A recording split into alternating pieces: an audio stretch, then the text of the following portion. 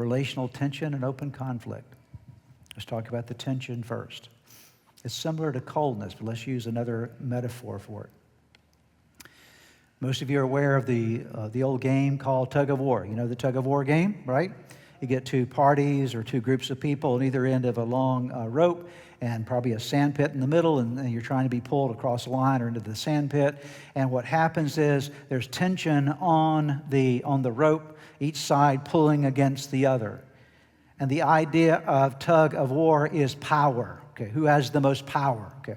And so this happens in relationships at times. It's a power play. Who's going to have the most power in this relationship? Who's going to have the most influence in this relationship? So we get into power plays and power struggles. Who's going to be right and who's going to be wrong? And there's tension. It may not be open conflict, but it's tension. You feel the stress and the strain.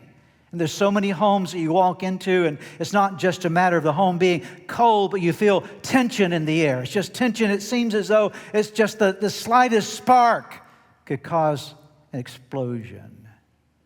And oftentimes it does explode into open conflict, where people just are not getting along and they're fighting with each other. I'm not talking necessarily about physical fights, but all the conflict that comes out into the open and creates so much destruction for our lives.